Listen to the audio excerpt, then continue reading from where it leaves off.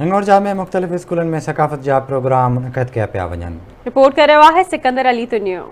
आवाज़ TV news पारां 5 डिसंबर जे तइलीम पिरायो सिंध समारोह जे सिरे हेठि मल्हाइण वारे ऐलान खां पोइ हिंगोरजा में सरकारी तोड़ी निजी स्कूलनि Ali Baba public school, Palija primary school, shining star model high school, मेराड़ मॉडल स्कूल में शानदार सकाफ़त जा प्रोग्राम मुनक़द कया विया, जंहिंमें उस्तादनि ऐं शागिर्दनि मुख़्तलिफ़ क़ौमी गीतनि ते रक़्स कयो ऐं टेबलोज़ भी पेश कया विया। स्कूलनि जे उस्तादनि ऐं शागिर्दनि आवाज़ टीवी न्यूज़ सां ॻाल्हाईंदे चयो त इल्मु न हूंदो त सिंध जी सकाफ़त अॻिते न वधी सघंदी। इन लाइ कुंड कुर्श जे ख़ुसूसन ॿारहाड़ी जे ॿारनि नौजवाननि बचनि खे तइलीम ज़रूरी आहे।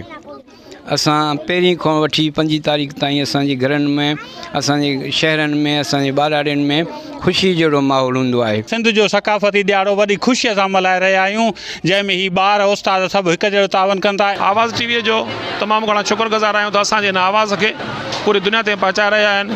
सिंधी क़ौम जो इन पैगाम त असां सिंधी पंहिंजे इल्म सां प्यार रखूं था, पंहिंजी ॿोली सां प्यार रखूं था, पंहिंजे कल्चर सां प्यार रखूं था। इल्मु पिरायो सिंध समारोह जो सिरे हेठि जेको ऐलान कयो आहे उनजी असां भरपूर आजियां कंदे अॼु हिकिड़ो प्रोग्राम में पुरवकार तक़रीब जेका आहे उहा मुनक़द कई आहे, जंहिंमें ॿारनि भरपूर नमूने सां टेबलोस, क्विज़ कॉम्पिटिशन ऐं तक़रीरनि जा मुक़ाबला कया आहिनि। आवाज़ चैनल सां गॾु आहियूं। आवाज़ चैनल तार सां असां सुभाणे सभु ॿार जेके बि आहिनि, उस्ताद, असांजो जेको बि स्टाफ आहे, सुभाणे रैली में गॾु हूंदो ऐं असां तालीम जे हिसाब सां क्विज़ कॉम्पिटिशन रखियो वियो आहे असांजे स्कूल में ऐं मुख़्तलिफ़ ॿार हिसाबदान स्कूल ठारायो, सकाफ़ती ॾियारो मल्हायो, साफ़ पाणी पियारो, बस वारनि खे अपील, सर्दीअ गर्मीअ खां बचायो, स्कूल ठारायो। सिंधी माण्हू पधरा लखनि लखनि में सुहिणा माण्हू, प्यारा माण्हू।